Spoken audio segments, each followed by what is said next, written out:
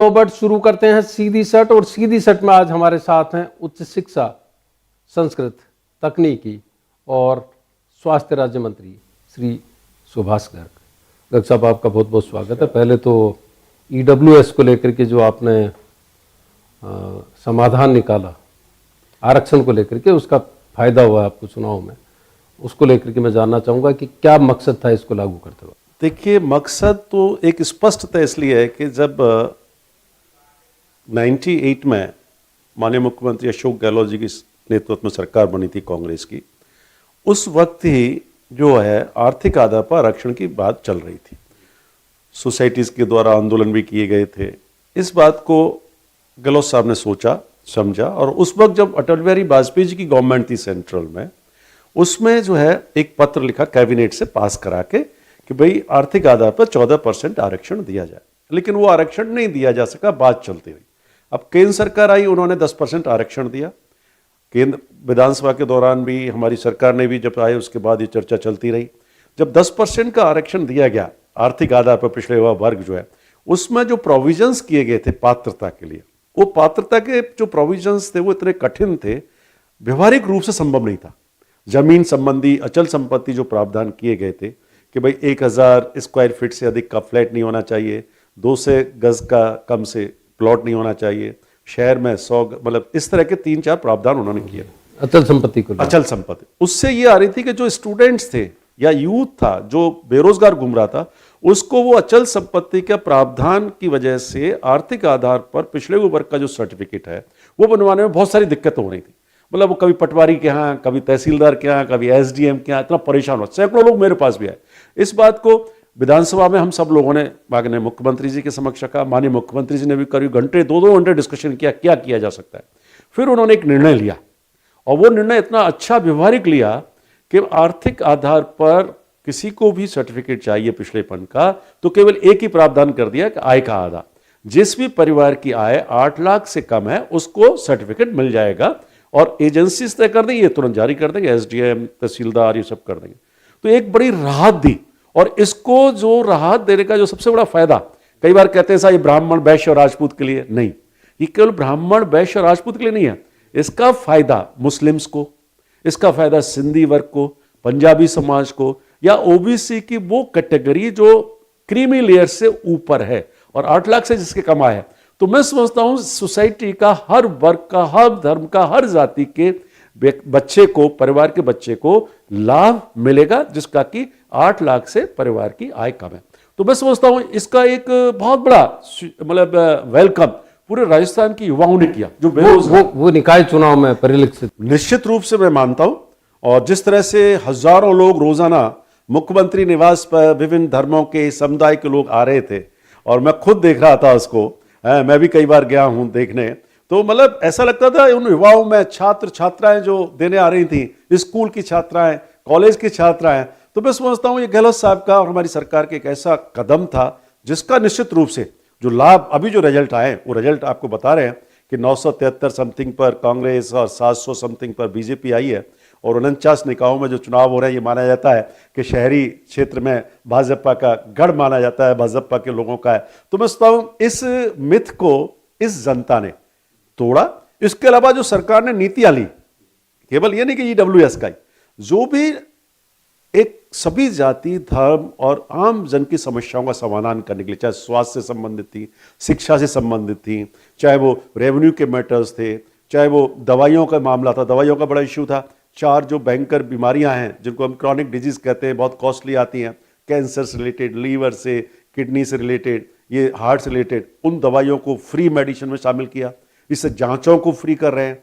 तो एक जनता क्लिनिक एक बहुत बड़ा निर्णय, और मैं सोचता हूं जनता क्लिनिक अभी प्रथम फेज में 100 जगह लागू करने की सरकार की योजना है। आपके पास स्वास्थ्य मंत्रालय का जिम्मा है, आप राज्य मंत्री के बतौर एसोसिएट है, किस तरह से काम करेगी जनता क्लिनिक को? पहले चरण में तो आप 10 से शुरुआत कर रहे हैं। देखिए, कोई भी हम नीति बनाते हैं, कार्यक्रम बनाते हैं, फेजेस में होता है, रिसोर्सेज भी कांस्टेंट होते हैं, लेकिन मकसद बिल्कुल साफ है। हमारी सरकार, माननीय मुख्यमंत्री का बिल्कुल मकसद साफ है, शिक्षा और स्वास्थ्य के साथ कोई समझौता नहीं होगा। तो उस आंदोलन के रूप में उन्होंने इन चीजों को ले रखा है।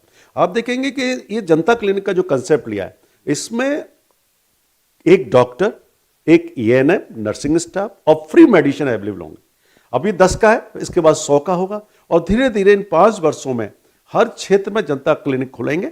और नेचुरली डॉक्टर्स की कमियां मैं स्वीकार करता हूं, लेकिन डॉक्टर्स की भी वो जिस तरह से कॉलेजेस खोले हैं, 10 कॉलेज जो है अभी घोषणा हो गई है, आने वाले समय में हर जिले में मेडिकल कॉलेज जो है हो जाएगा, तो वो जो मेडिकल पर्सनल की कमी है, डॉक्टर्स की कमी है, वो भी पूर्ति हो जाएगी। और मैं सोचता हूं आने वाले 4-5 सालों में आप देखेंगे कि जनता क्लिनिक एक ऐसा निर्णय साबित होगा जो आम जन को, गरीब को, बस्तियों में रहने वाले लोगों को, स्लम्स में रहने वाले लोगों को उसी नजदीकी में जो बेसिक जो एक प्राइमरी जो मेडिकल केयर है वो उसको मिल पाएगी। एक सवाल वहाँ पे उठता है कि नर्सिंग कर्मी जो एक आपका क्राइटेरिया है उसके लिहाज से बहुत कम है, डॉक्टर्स भी कम है, जो दूसरे रेडियोग्राफर हैं उनकी कमी है, तो उसको पूरी करने देखिए अगले मैं समझता हूं 1-1.5 माह के अंदर हमारा टारगेट है। बराबर मॉनिटरिंग कर रहे हैं हमारे मंत्री जी भी, मैं स्वयं, अधिकारी भी, 3-4 मीटिंग्स तो मैं ले चुका हूं और आने वाले 1-1.5 महीने में हम 14,000 नर्सिंग कर्मियों की भर्ती कर लेंगे। इसमें न केवल जो है नर्सिंग स्टाफ होगा, रेडियोग्राफर्स भी होंगे, लैब टेक्नीशियंस भी हैं, ये सारी चीज़ों की, और डॉक्टर्स की भी भर्ती करीब 900-950 की भेज दी है RPSC को, वो भी पाइपलाइन में है। तो आने वाले मैं समझता हूँ अगले 3-4 महीनों में मेडिकल पर्सनल की कमी को काफ़ी पूर्ति कर देंगे। इसके अलावा देखिए मेडिकल के डॉक्टर्स का सवाल है, निश्चित रूप से ऑल ओवर इंडिया प्रॉब्लम है, डॉक्टर्स की कमी है, लेकिन जिस तरह से नेशनल हेल्थ मिशन, और मैं आपको ध्यान दिलाना चाहूंगा ये नेशनल हेल्थ मिशन कब का है, जब पूर्व प्रधानमंत्री राजीव गांधी के 6 मिशन थे उसी का ही है, और वो ही पॉलिसी चल रही है, चाहे कितनी भी सरकारें आई, कितनी भी गई, उन सबका ये नेशनल हेल्थ मिशन के तहत चल रहा है। हर जिले में ये जब भी का मिशन है, जब 6 मिशन राजीव गांधी ने तय किए थे। तो मैं समझता हूं आने वाले समय में डॉक्टर्स की कमी की पूर्ति होगी। इतने डॉक्टर्स नहीं थे, लेकिन अब मेडिकल कॉलेजेस खुल रहे हैं, हर जिले में खुल रहे हैं, PG डॉक्टर्स मिलेंगे, स्पेशलिस्ट मिलेंगे। तो मैं समझता हूं कुछ समय में नेचुरली ये है जिसको स्वीकार करने में कोई वो नहीं है, लेकिन सरकार ने आते ही मॉनिटरिंग की, भर्ती को लेकर के बराबर मैराथन हमने बैठकें की हैं। सर इस पे बातचीत करेंगे, एक ब्रेक ले लेते हैं, ब्रेक के बाद जारी रहेगा सीधी सट। और सीधी सट में आज हमारे साथ हैं डॉक्टर सुभाष गर्ग, जिनके पास चिकित्सा, स्वास्थ्य, संस्कृत, तकनीकी, शिक्षा जैसे कई विभाग हैं। ब्रेक के बाद एक बार फिर आपका स्वागत है सीधी सट पे। आज हमारे साथ हैं डॉक्टर सुभाष गर्ग। डॉक्टर साहब अभी बात कर रहे थे भर्तियों को लेकर के, भर्ती की प्रक्रिया आप कह रहे हैं कि जल्दी पूरी हो जाएगी, लेकिन एक सवाल ये आ रहा है कि जो आपने भर्ती के विज्ञापन निकाले हैं उसमें MBC तो कवर हो रही है, EWS को लेकर के अब एक बेचैनी नजर आ रही कि सरकार ने इतना बड़ा फैसला ले लिया है तो क्यों नहीं उसको भी शामिल किया।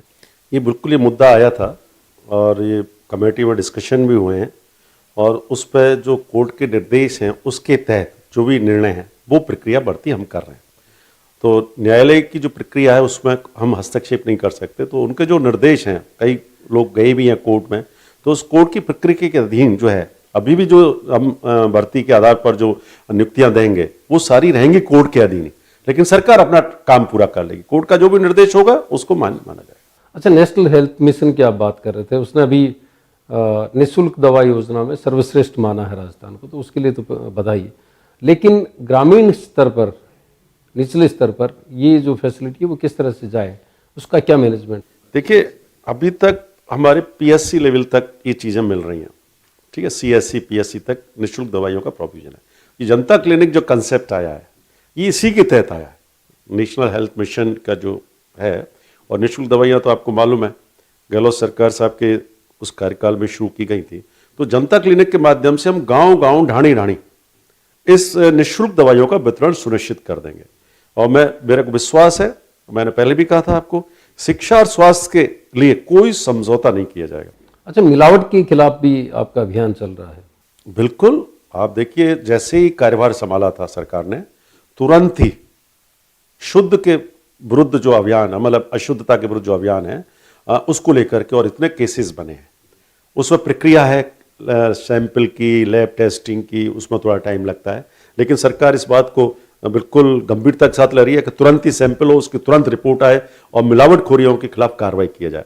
क्योंकि जिंदगी के साथ कोई समझौता नहीं किया सकता, व्यक्ति के स्वास्थ्य के साथ कोई समझौता नहीं किया सकता, और राइट टू हेल्थ इसी क्रम में एक है। इसके अलावा जो एक्ट हमने पास किया कि उस कोई भी मिलावटखोरी करेगा तो उसमें सजा का प्रावधान और ये सारी चीज़ें बनाई गई हैं, बढ़ाई गई हैं। तो मैं समझता हूं इसका भी आपको इम्पैक्ट आने वाले समय में, और जितने चालान काटे गए हैं, जितने केस विरुद्ध जो दर्ज किए गए इन पिछले 5-6 महीनों में आप देखेंगे तो बराबर हेल्थ डिपार्टमेंट के हमारे अधिकारी जो है उस प्रक्रिया में लगे हुए हैं कि मिलावटखोरियों के विरुद्ध कड़ी से कड़ी कार्रवाई की जाए। अच्छा, संस्कृत का आप एक बड़ा आयोजन करने जा रहे हैं, यहाँ पर एक बड़ा सम्मेलन करने जा रहे हैं, बिल्कुल। विश्वस्तरीय सम्मेलन। देखिए, जब से मैंने कहा जा रहा है कि कांग्रेस का सॉफ्ट हिंदुत्व जो है उस एजेंडे की तरफ ले जाएंगे। मेरे को समझ में नहीं आता हार्ड हिंदुत्व, सॉफ्ट हिंदुत्व। मैं तो एक ही इंडियन आइडियोलॉजी मानता हूँ, भारतीय विचारधारा जो सभी धर्म जाति सबको मानती है। और मैंने तो आपको बताता हूँ, मेरा तो जो एक फिलॉसफी है, गांधी, नेहरू, मौलाना आज़ाद, पटेल और B.R. अम्बेडकर का जो दर्शन है, जो उनकी जो आइडियोलॉजी है, उसको समाहित कर दो और उसमें से जो अमृत निकलेगा वो that is a Hindu ideology है। तो मेरा मानना है, तो ये कहना है कि भाई आप संस्कृत शिक्षा को अधिक प्रोत्साहन दे रहे हैं तो आप सॉफ्ट हिंदुत्व नहीं।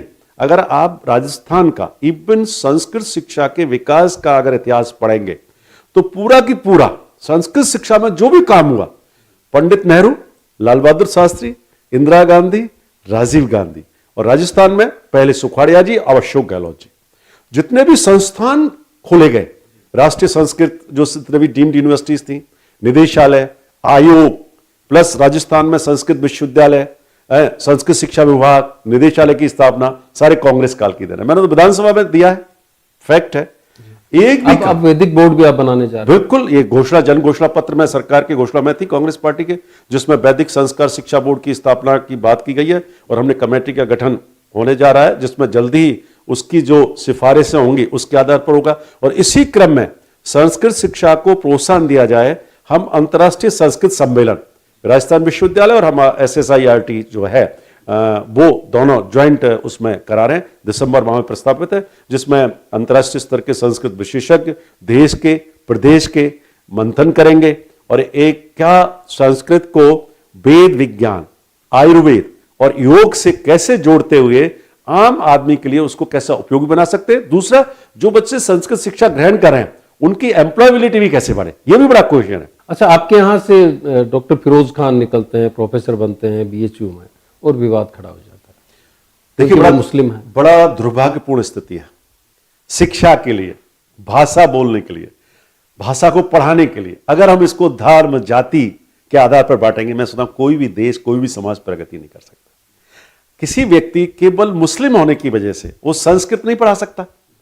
BHU में अपने आप में जॉब मिलना, वही लोग, कोई भी सेंट्रल यूनिवर्सिटी, IIT, IIMs में जिन बच्चों को जॉब मिलता है वो बच्चे मेरिट के आधार पर आते हैं।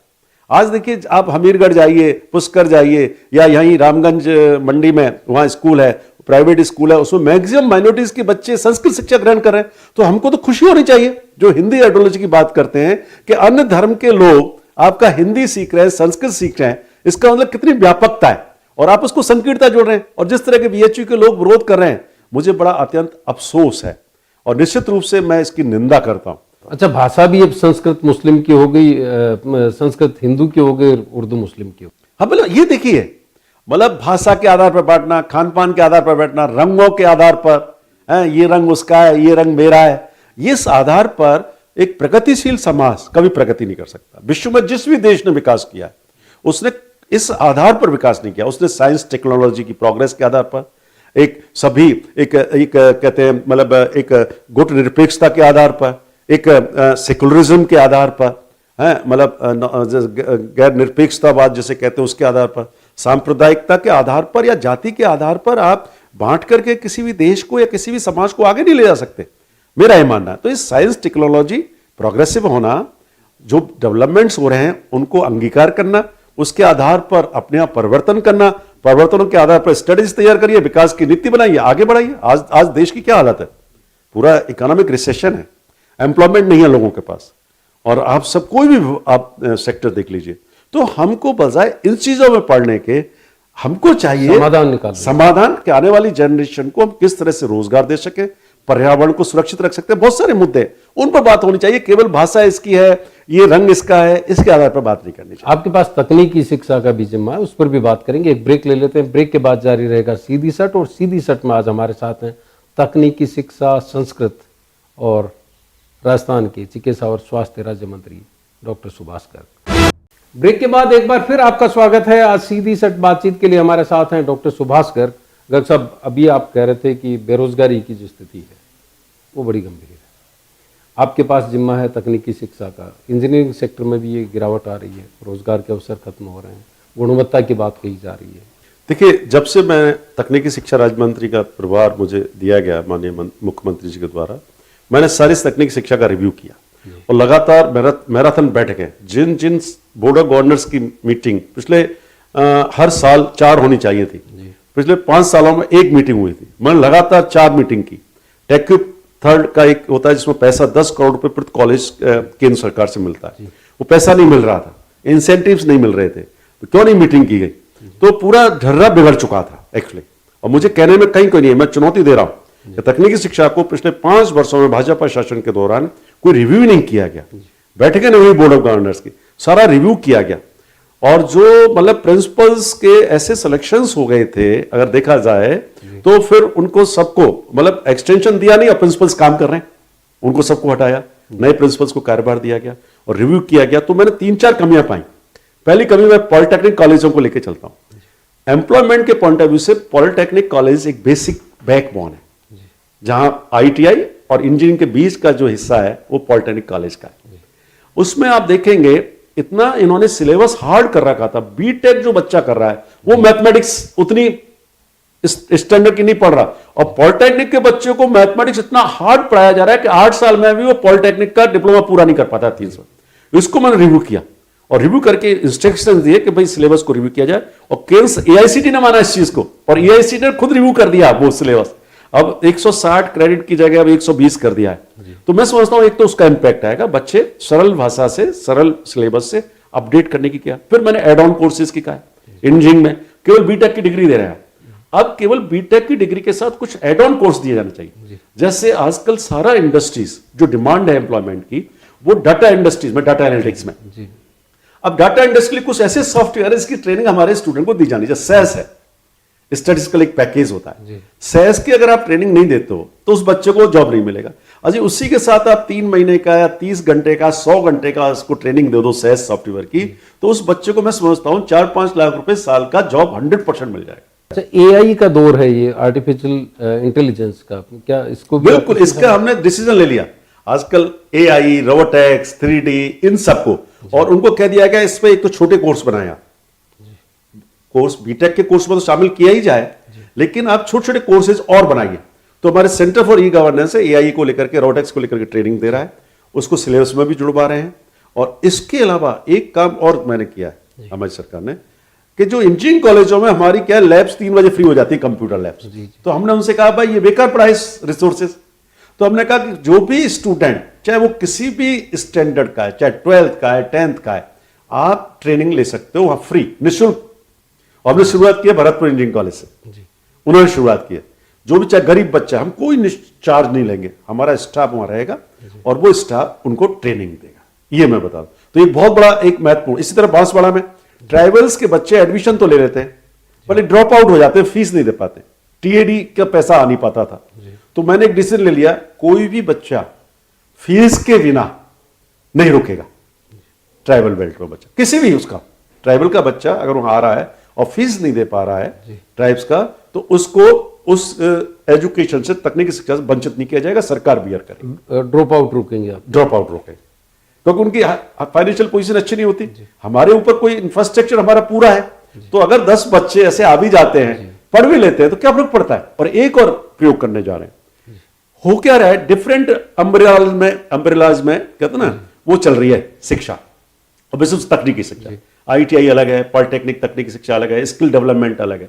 मैंने उसको कहा 2 कॉलेज, भरतपुर एंड जोधपुर, यहां हम एक एक्सपेरिमेंट करेंगे जल्दी, कि ये ITI, polytechnic, engineering, skill development एक ही कॉलेज कैंपस में चले, मतलब एक अम्ब्रेला के नीचे। एक अम्ब्रेला। उससे क्या होगा, इसको मतलब एक कंसेप्ट जो है जिसको हम नहीं सोच पाते, इससे ये होगा कि उस जो स्टूडेंट आ रहा है, मान लो आईटीआई में आ रहा है, अब उसको देखा कि मुझे पॉलिटेक्निक करना, तो मैं पॉलिटेक्निक में एडमिशन ले ले। पॉलिटेक्निक बाद सोचता है मुझे इंजीनियरिंग में एडमिशन ले ले। फिर उसके बाद क्या, रिसोर्सेज का मैक्सिमम यूटिलाइजेशन हो जाएगा। स्किल डेवलपमेंट ट्रेनिंग के लिए सरकार क्या करती है, एनजीओ के माध्यम से अलग सेंटर खोलते हैं, पैसा देती है। हमको पैसा मत दीजिए, नॉमिनल दे दीजिए, हमारे इंजीनियरिंग कॉलेजेस में, टेक्निकल कॉलेजेस में, पॉलिटेक्निक कॉलेजेस में स्टाफ तो है ही ना, और बड़ा क्वालिफाइड स्टाफ है, सारे योग लोग आते हैं भाई, सरकार में ऐसा नहीं है।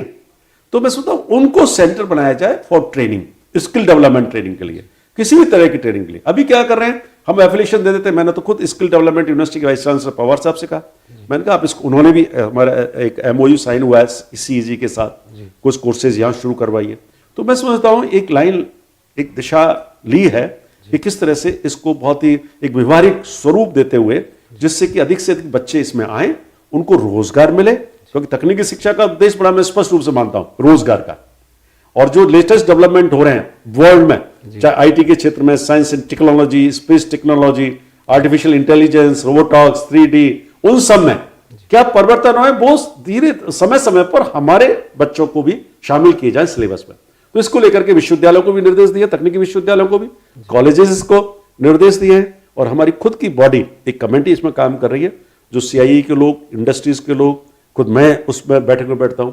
कभी भी बोर्ड ऑफ गवर्नर्स की मीटिंग में, आपको बता रहा हूं, मैं शेयर कर रहा हूं, जब लोग आते थे IITs के जो मेंटर्स होते हैं, किसा हमने किसी मंत्री को देखा ही नहीं कि पूरा 10 से लेकर 5 बजे तक मीटिंग में करें। मैंने कहा नहीं, मेरा कंसर्न है, क्योंकि शिक्षा से जुड़ा रहा हूं, कॉमर्स मैनेजमेंट मेरा सब्जेक्ट रहा है, तो मेरा कंसर्न है कि भाई ये शिक्षा को हम ऐसा स्वरूप दें, चाहे कोई भी शिक्षा हो, चाहे वो सामान्य शिक्षा भी है, चाहे वो उच्च शिक्षा है, चाहे संस्कृत शिक्षा है, तकनीकी शिक्षा है, चाहे वो साइंस एंड टेक्नोलॉजी की एजुकेशन की हम बात करें, तो मैं अपना एक इनपुट एक रखता हूं और उसको देने की कोशिश करता हूं, और जितना मैं समझता हूं, सोचता हूं, उसको मैं इंप्लीमेंट करने की बात करता हूं। और इसमें मुझे निश्चित रूप से ये बहुत खुशी है कि मैं बार बार इस चीज को कहता हूं कि गहलोत साहब का भी बड़ा स्पष्ट सोच है।